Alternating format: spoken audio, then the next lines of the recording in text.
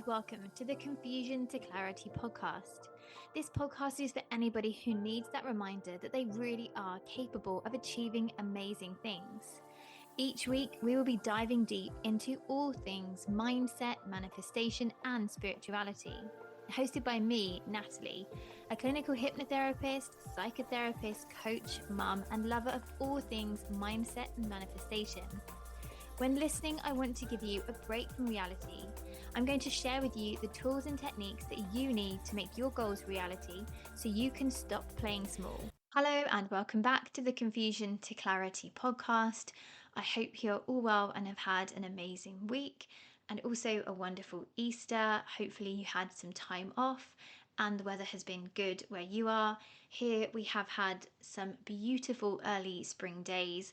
They just make me feel so happy. I love going out on my walks and seeing all the blossom on the trees. I noticed this morning the bluebells are coming out. Things like that really do make my heart feel happy. And it was warm enough to sit in the garden on a couple of occasions. So I had lunch in the garden. The sun was shining. It's the little things that make me feel good. I am definitely more of a spring summer person.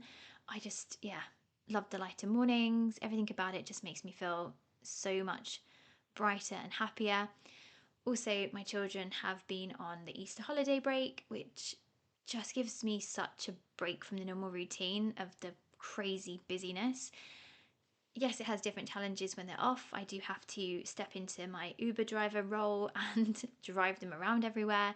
But I really like not having that rush in the morning of having to be out the door super early and on the school run. So it's definitely been a welcomed break and rest. So I really hope that has been the same for you guys as well. Before we get started on this week's episode, I wanted to share a reminder that I host a free meditation class. It's normally the first Monday of every month, but this month, because the first Monday fell on a bank holiday over Easter, I moved it to this coming Monday, which is the 13th of April. These meditation classes, as I said, are free to join. They're held online via Zoom. There's no participation required. You simply log on, turn off your camera, turn off your mic, find a comfortable spot, and just enjoy 45 minutes of deep relaxation. So if this is sounding like something you would like to be part of, it would be amazing to have you there. I will leave a link in the show notes below where you can click and join and receive notifications and the Zoom link and more details about the meditation itself. And as always in the show notes, I will leave below details of how you can work with me, the different ways that you can do so, and also links to the variety of audios that I have available for you as well. And of course, my social media details. And if you do want to reach out, if you have any questions, you have suggestions for podcast episodes, or you just want to say hi, you can do so there. And also, don't forget, you can now text the show as well. So if you click on the show notes at the very top, there is a link that says text. You can send a free text there, which comes directly to me. And I just love hearing from you. And as always, if you haven't, please leave a review. Feel free to share this episode with somebody else who you feel may enjoy it as well. Anyhow, that waffle aside, let's get into this week's episode. So I normally have a list of topics for ideas for the podcast. I keep it on my phone, and when I have an idea, I jot it down. And I was looking over previous episodes and I felt like they've been quite heavy, informative, important topics, but quite heavy. So this week I thought, let's go back to something more lighthearted. And as you know, if you're a regular listener, I love talking about manifesting and anything to do with manifesting, spirituality. And I thought it's time we did another manifesting episode, but I still wanted to keep it useful and informative. So there's a few things that I'm manifesting in my life at the moment. An area that I don't think is talked about enough is that part where you have set an intention, but nothing's happening. So you're kind of holding your nerve, waiting for those manifestations to come to fruition. And it's sitting in that awkward middle part. And that is the time when it can be really easy to lose faith or go into that manic manifesting type mentality.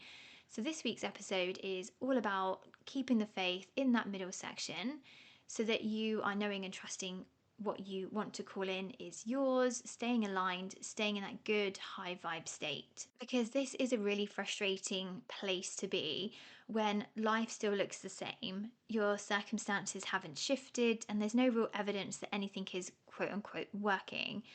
And this is usually the point where we start to wobble, we start to question ourselves, question the plan, we start wondering if we've got it wrong, or more commonly, is there something else that we should be doing or doing differently? And it can be a really uncomfortable place to be. Because it's in this in between phase where the real work often happens, not when you're journaling, visualizing, and everything feels exciting, but when you've done all of that and your external world hasn't caught up with it, and you're kind of sat there. Because it's in this moment that it can really feel like nothing is happening, but internally, often a lot is really shifting. Your identity is shifting, your standards are shifting, the way you think, the way you respond, the way you show up, it's all evolving. But because we can't always see that straight away, your brain is going to look for evidence externally. And when your brain is doing that and it doesn't find it, then it starts to create doubt. And the reason that we wobble here is actually very normal, it's very common. And it's generally because a lot of what we're manifesting or trying to call into our life is unfamiliar. You might not have ever experienced the level of success that you're working towards, or that kind of relationship, or that level of ease, stability, income. So even though consciously you really want that, you know that's aligned, that's the direction that you want to go in, your subconscious mind is sat there saying, well, this isn't what we know. And your subconscious is always wired for familiarity, not happiness. It doesn't care if something is going to better you or it's going to make your life easier. All your subconscious mind cares about is what is known. So if you've spent years in stress, overthinking, or feeling like you have to push for everything, you're going to notice that calmness can feel unfamiliar. Ease might feel unfamiliar. Things working out for you might feel unfamiliar, as crazy as that sounds.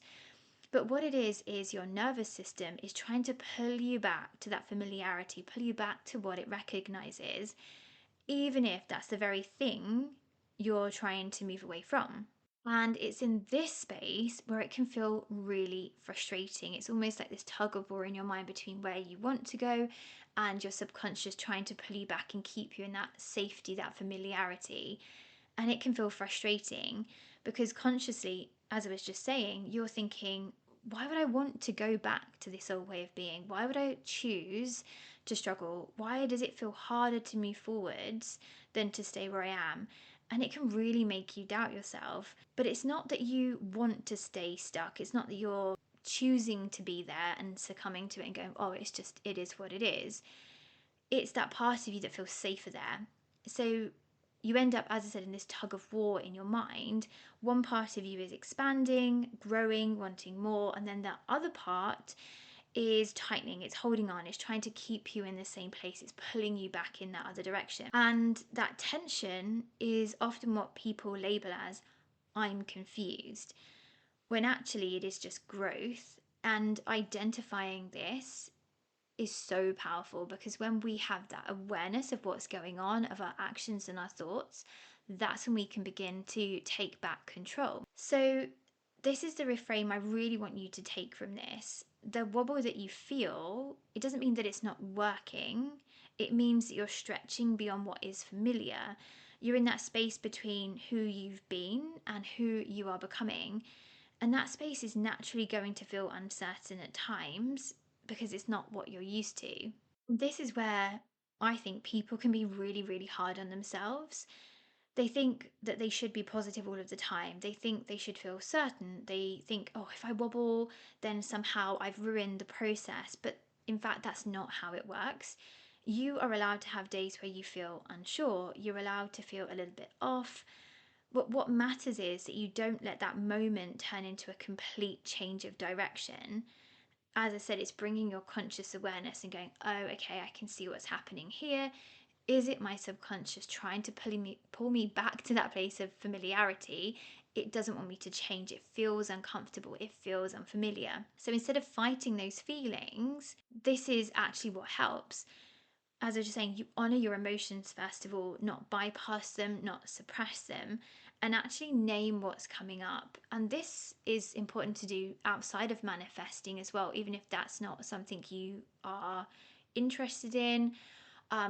Honoring your feelings and emotions is so important. I always say this to my clients because regularly they will say to me, I've had a day where I felt really tearful or I felt really angry today. And that's okay. It becomes an issue if every day you're crying and you can't stop, or you feel continuously angry. But in that moment when something triggers you, it's okay to cry. It's okay to feel angry. And name what's coming up. Is it that I feel anxious? Is it I feel uncertain? Is it feel like this isn't working for me? There's something really powerful about bringing awareness to it because it stops it running in the background. And then from there, you can be more kind and compassionate. You can soothe yourself through it, not through pressure and pushing and berating yourself, but with reassurance and kindness. This is also where regulating your nervous system comes in and why it's so important. And I know I talk about this in every episode, but genuinely, regulating your nervous system underpins everything. If you are in fight, flight, freeze, you aren't going to be in the mindset to achieve anything, be that manifesting or even just feeling better, because your whole system is saying it's not safe, there's danger all around, and you'll be focused on that survival instinct. Because when our nervous systems are regulated, our body feels safe. In turn, you then notice your mind becomes much calmer, and it's a much more pleasant space to be in. And it doesn't need to be complicated. Regulating your nervous system, in my opinion, is about consistency. There's lots of different ways that you can regulate your nervous system, going out for a walk, practicing breath work, putting your phone away, doing some somatic shaking, EFT, but it's about doing those things consistently. So when I'm working with clients, one of the things that I do is help them to build a toolkit so they can identify, okay, I'm feeling this way. What are some activities or some actions that I can take to help regulate myself and feel more back in control? And depending on how you're feeling, you might find that a different technique I can't speak today works better on different occasions. So if your mind is feeling really busy and you feel really agitated in that situation, I love doing somatic shaking or EFT because it's something physical and it's encompassing all your senses. It's really good for stopping your mind kind of going off on a tangent and really reins it back in, because it really is those simple things that you do consistently and it really does work. I'm working with an amazing client at the moment and she has been through an horrific time, a totally awful time. And I've been working with her for the last couple of months. And one of the things that we've been really focusing on is nervous system regulation.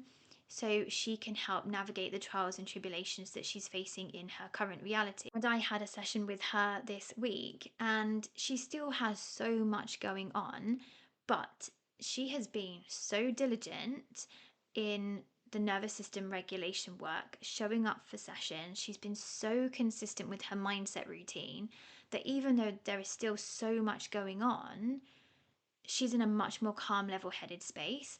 And in this week's session, she was sort of talking through a few things, and she was just like, okay, well, if I can do this, then great. But if that doesn't happen, then I'm fine with that. And just so much more calmer and in control. And she's really into manifesting as well. And there's a couple of things that she is manifesting off the back of this awful time that she's in. And she's making massive leaps with these manifestations coming to fruition. And it's down to her hard work, absolutely, but also the consistency and diligence with her nervous system regulation work. So it is so important. And again, it's something that I'm really hot on myself too. Just because I'm a therapist, I do this for a living, does not mean I'm exempt from getting away with this kind of thing. I am doing nervous system work all the time, and normally multiple times a day, because I do feel I have more of a natural anxious disposition. I can get overwhelmed very, very quickly and easily. And somatic shaking or EFT throughout the day really does just help me to breathe, refocus, and carry on. But again, as I said, it's really important to find something that works for you as an individual, because if you find something that works for you, you're going to stick at it. The consistency creates the results. Because what we don't want in this situation is to go into that manic manifesting mode where we're sat there going, why is this not happening? When's it going to happen? I need this to happen. And I think that's the thing, when we are manifesting something, it's generally something quite big or that's going to change our life in a significant way. So it's really hard to drop the need, the want, that where is it? Why is it not coming? But also letting go of the pressure that you can feel to do everything perfectly. And there's so much when manifestation is talked about, like different, tips and rituals and exercises that you should do. So if it has gone quiet, there is that natural tendency to go, maybe I should try this, maybe I should try that. And what you're then doing is obviously shining a spotlight on the lack, the not having it, which is actually going to push something further away from you. So by regulating, grounding, bringing yourself back into the present moment, okay, yes, you're acknowledging it's not here right now, but you're keeping yourself open-minded for when it does come. Because when you're pushing and forcing, that energy is not coming from alignment, it's coming from fear. And as I said, that fear is always going to push things further away from you, because you're telling yourself, I don't have it, which obviously then feeds into surrendering and letting go and allowing. And feeding on from the nervous system regulation, it's really important to be so mindful of your daily basics, your daily routines. And again, I know for a lot of people, these sound so obvious and so almost repetitive, but we learn through repetition. And sometimes in these situations, you do just need a little reminder. But it is the basics of eating properly, nourishing yourself, getting to bed at a good time, and sleeping properly, getting the right quantity, the right quality of sleep. We've spoken about sleep a lot on the podcast, but it is absolutely imperative for our physical and mental well-being. And if we're talking about manifesting, keeping ourselves in this high vibe, optimistic state, it's going to be easier to do that if you're well rested, not tired, exhausted, and stressed. And again, moving your body, getting out for a walk, going to the gym, exercising, producing your endorphins, your feel-good hormones, because they are going to help you stay present. They're going to help you feel grounded and not going down those tangents of it's not here. When am I going to see my manifestation? What if it doesn't happen, etc.? It's bringing you back to the here and now. Because when you feel stable, that's when you're less likely to spiral or begin that self-sabotaging. And of course, you can still use the tools that you like using, the manifesting tools, the scripting, that writing the letter to your future self, a mantra that brings you back to the present, that stops you from having a wobble, daily visualization in the morning and the evening. All those things are so useful for keeping your head in that good space, as long as you're in that regulated part and that's not coming from that manic manifesting of I've got to do these things, if I don't do these things my manifestation's not going to come to fruition, I'm not going to get it, I'm going to push it further away. So it's really checking in with yourself. How do I feel in my mind? How do I feel in my physical body? I need to feel as calm and relaxed as possible, because again, it's not about doing more, it's about doing things consistently. When we're in this middle phase and maybe it doesn't look like things are happening, something I really love to do here is to listen to affirmations or subliminals. I mean, I do this daily anyway. There's different ones that I listen to for sleep. I've in my link below, you can download all the different audios I have. There's subliminals on there, there's affirmations.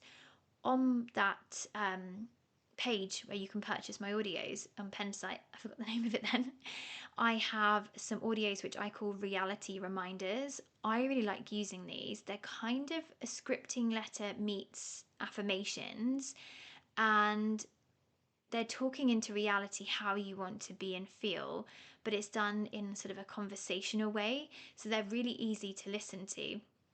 So if you go onto the page, they're called reality reminders. There's lots of different ones on there. And the idea is you listen to them on repeat throughout the day. And the more you listen, the more you will start to learn the words and essentially say the words yourself along with me and the track. Because when you're saying it back in your own words, it's reaffirming it back into your subconscious. It's creating that repetition. I love using these. I had to get over the kind of uncomfortableness of listening to my own voice, but they are incredibly effective. So again, reality reminders, I'll link them below for you. Anything that's helping you to keep your mind in that good state of optimism, I've got this, I'm feeling good. Something else I like listening to are different podcasts where you hear success stories of other people's manifestations. If you can hear that somebody else has achieved what you're looking for or similar, it's giving your brain evidence of what is possible for you. In a podcast episode ages ago, I shared the example of Roger Bannister, who was the first man to run the sub 4 minute mile. Now, he had been trying for a very, very long time to reach that goal, to run that sub 4 minute mile, and other people had tried and failed. He was the first person to do it. And although it had taken him years to achieve that, he actually only held the record for 46 days, because once other people had seen that this was possible, other people then started to achieve it as well. So if there is something you are calling in, surround yourself with people who are going in that direction, who have achieved what you have achieved, or you want to achieve, because if you can see it's possible for them, it then starts to condition your mind. Okay, well, if they can do it, then I can do it. So it's really, really important to be keeping yourself in that space. And again, something we've spoken about before, but being selective around who you choose to tell about your manifestations, because even well-meaning people can sometimes project their fears and insecurities onto us. So if you're in that middle ground where things don't look like they're shifting, it can be really easy to listen to people's, I'm going to say, well-meaning negativity, but comments and opinions, and take that on board to mean something for yourself. Oh, maybe this is a big goal, or maybe this does feel unrealistic, and it's been this amount of time and it's not happened. Maybe they're right. Maybe this is too ambitious, and who am I to achieve that, etc., etc. Which, side note there, if you are getting a lot of resistance around who am I to have this, I don't think that's possible for me, then that might not just be about waiting for it to happen. Perhaps that's highlighting to you there is some inner work to do around self-worth, limiting beliefs, and what actually is possible for you. Again, this is exactly what I help my clients with on a daily basis, utilizing things like EFT, the emotional freedom technique, to really tap in and reprogram your subconscious into that mindset of abundance. Anything is possible for me. Of course, I can achieve these things. So, again, if that's something that's kind of highlighting or lighting up a little bulb in your head, and you are waiting for things to happen and they don't seem like they're coming to fruition as quickly as you would like, then maybe that's a sign to just have a look and see if there is anything under the surface that's stopping you from believing that what you want is totally doable and achievable. And then the other part, and again, we've done a whole episode on this in the past, is about surrendering. So if you are waiting for something to come into your life, one of the hardest parts is to let it go, surrender, and get into that state of trusting. I believe it's coming. I believe I'm worthy of it. It's a case of aligning and allowing it to come in divine timing. But as we've been saying, if there is something you are calling into your life because it's really important to you, or it's going to make a real significant difference, letting it go is, I think, the hardest part of manifesting, and is a real skill to perfect. Because when we talk about surrendering, it's about that letting go of the constant need to check if it's working, the letting go of the control of how this is going to happen. And that's not me saying, oh, we just need to stop caring or just don't think about it. It just means stop gripping so tightly. Because if I'm honest, every time I truly surrender, that's when things have come in. Not just big things, it could be small things as well. A recent manifestation, and this is not a big, grand, exciting manifestation, certainly in terms of some of the things I've manifested in the past, or big manifestations that I have on the cards for this year. But there's a tree in my garden. This is a boring manifestation, but a useful one. And I'm going to share it because it kind of fits into this, albeit not grand or exciting. There's a tree in my garden. I wanted to have it kind of the top part taken off of it. And I had a tree surgeon at last year who quoted me an astronomical amount of money for it. Okay, fine. And the winter came. I was like, oh, let it go. The spring's coming. I'm thinking, I need to get this done. And I called around a couple of tree surgeons and they said, can you send some pictures? So I did. And none of them were coming back to me. And I was thinking, I really need to get this done. And I just thought to myself, do you know what? Let it go. And I just thought, I can't be bothered to keep chasing these different tree surgeons, seeing if they can come out. And I just thought, it will get done. Now, I know this was easier to surrender because there wasn't a lot riding on the tree. It's not like manifesting, a specific amount of money to get out of debt, or manifesting a house, or, a relationship. It's quite small scale, but it does just show when you let things go. So let the kind of thought of it go, it will figure itself out. And then a few days ago, I was going out on my morning walk and I'd gone out later than I'd anticipated. And at the end of my road, there was a tree surgeon and he was cutting some branches off of this tree. And something just made me go over and speak to them. And I just said, look, I've got a tree in my garden, need the top of it taking off. Is there any way I could take your details and if you could come and have a look for me? And he was like, oh, I'm nearly finished here. While I've got all the equipment out, he's like, I'll just pop down. I was like, fab. So he did. He looked, he was like, yeah, that's fine. I can do that right now for you. And he literally did it there and then. And he charged me a very reasonable amount to do that, way less than I'd been quoted before. And he did a great job there and then, done and dusted. Now, I know that is not the most exciting manifesting story, but it highlights the point of surrendering. I wasn't sat there ringing around different tree surgeons, staring at the tree, thinking, oh my gosh, this needs to be done. I need to get it done today. When's it going to be done? Why are these tree surgeons not coming back to me? I just let it go. The principle behind it is the process is the same, whether it's a boring tree or it's a really exciting manifestation that you're trying to call in. It's where you're placing your thought energy and practicing letting go and surrendering. And sometimes, as with any skill, we have to build it up and practice. Letting go and surrendering on the small things teaches you how to do that, teaches you to trust the process. You can actually do that more easily when it does come to the more exciting and interesting manifestations, not just boring trees.